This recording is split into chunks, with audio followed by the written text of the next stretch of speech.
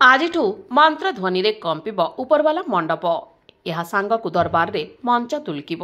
ଆସୁଛନ୍ତି ବିଶ୍ୱପ୍ରସିଦ୍ଧ ଧନୁଯାତ୍ରା ବରଗଡ଼ର କଂସ। ବଲାଙ୍ଗୀର ଜିଲ୍ଲା ଆଗଲପୁର ବ୍ଲକ ଉପରବାହାଲ ଗ୍ରାମରେ ହନୁମାନ ମନ୍ଦିର ଓ ଦୁର୍ଗା ମନ୍ଦିର ପ୍ରତିଷ୍ଠା ଉପଲକ୍ଷେ କଳସ ଯାତ୍ରା ସମ୍ପନ୍ନ ହୋଇଛି। ଏଥିରେ ହଜାର ସଂଖ୍ୟାରେ ମହିଳା ପୁରୁଷ ସାମିଲ ହୋଇ କଳସ ଯାତ୍ରାରେ ସାମିଲ ହୋଇଥିଲେ। ମଣ୍ଡପରୁ କଳସ ନେଇ ପାଖରେ ଥିବା ଅଙ୍ଗନଦୀ ଅଭିମୁଖେ ଯାତ୍ରା ଆରମ୍ଭ କରିଥିଲେ। ଏହି ସମୟରେ ସମସ୍ତଙ୍କୁ ମନରେ ଆନନ୍ଦ ଉତ୍ସାହ ପରିଲକ୍ଷିତ ହୋଇଥିଲା। ସମସ୍ତେ ଯେପରି ନୂତନ ବସ୍ତ୍ର ପରିଧାନ କରି ମନ ପ୍ରଫୁଲ୍ଲିତ ରହିଥାଏ ଭଳି ଦେଖାଯାଉଥାନ୍ତି।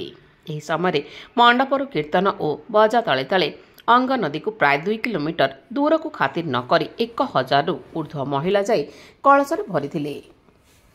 ପଣ୍ଡିତ ପରମାନନ୍ଦ ମିଶ୍ର, ସ୍ୱରୂପ ମିଶ୍ର, ରାମଚନ୍ଦ୍ର ତ୍ରିପାଠୀ, ଲିଙ୍ଗରାଜ ଦାସ, ଅଞ୍ଜନ ପୂଜାରୀ, ଗୌରଚନ୍ଦ୍ର ପାଣିଗ୍ରାହୀ, ସଞ୍ଜୀବ ପୁରୋହିତ, ଦେବେନ୍ଦ୍ର ଦାସ, ସୁଶାନ୍ତ ମିଶ୍ର, ଅନିଲ ରଥ, ନରେନ୍ଦ୍ର ହୋତା, ରବି ପାଢ଼ୀ ପୂଜା ଅର୍ଚ୍ଚନାରେ ପୂର୍ଣ୍ଣ କଳସ ଧରି ପୁଣି ମଣ୍ଡପକୁ ପ୍ରସ୍ଥାନ କରିଥିଲେ। ଏହି ପଣ୍ଡିତମାନେ ଦୀର୍ଘ 1 ତାରିଖଠାରୁ 10 ତାରିଖ ପର୍ଯ୍ୟନ୍ତ ପୂଜା ଅର୍ଚ୍ଚନା କରିବେ ବୋଲି କମିଟି ପକ୍ଷରୁ ସୂଚନା ଦେଇଛନ୍ତି।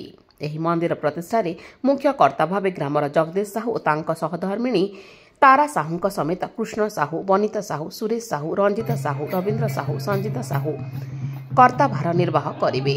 ସେହିପରି ସଭାପତି ସାରଥୀ ସାହୁ, ସମ୍ପାଦକ ସୁଦାମ ସାହୁ ଓ ପ୍ରଫୁଲ୍ଲ ପଟେଲ କୋଷାଧ୍ୟକ୍ଷ ପଦବୀରେ ରହି କାର୍ଯ୍ୟକ୍ରମ ତଦାରଖ କରିବା ସହିତ କାର୍ଯ୍ୟଭାର ଗ୍ରହଣ କରିବେ ବୋଲି ପ୍ରକାଶ କରିଛନ୍ତି।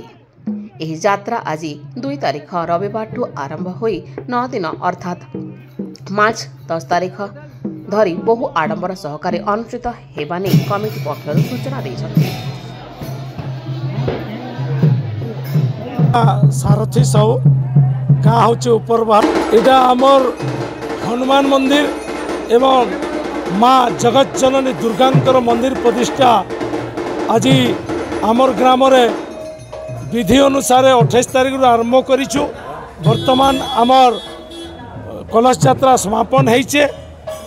आगामी दिन रे आमर जेन आज 1 तारीख रु 10 तारीख पर्यंत आमर यात्रा चालू रहबा।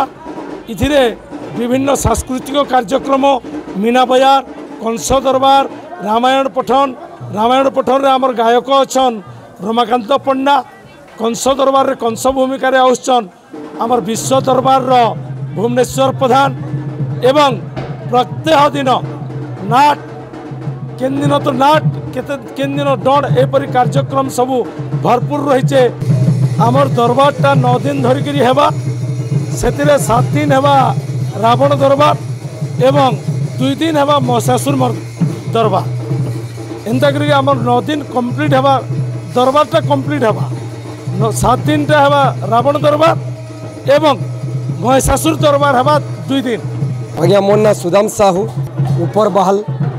आज माँ दुर्गा मंदिर एवं हनुमान मंदिर प्रतिष्ठार आयोजन चली जेनटा कि बर्तमान कलश यात्रार समापन होइछे। आमर तारीख 1 रु तारीख 10 तारीख पर्यंत आमर यात्रार स्थिर करिछु यात्रा हबार लगी जेनटा कि आम सरकारी परमिशन मध्य नैछु एवं प्रत्येक दिन सांस्कृतिक कार्यक्रम हेबो जेनटा कि बरगड़ विश्व प्रसिद्ध धनुयात्रार कंस महाराज भुवनेश्वर प्रधान से तांकर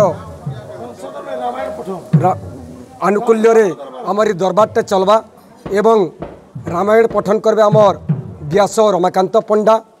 प्रत्येक दिन सांस्कृतिक कार्यक्रम चलवा एवं समस्त ग्रामवासी सहयोग समस्त पड़ोसी गाँव सहयोग नहीं आम यात्रा अनुष्ठित करूँ। आगे ये यात्राटा भल कर समापन हो बोलिकी आम आशा रखिक भरसा करूँ।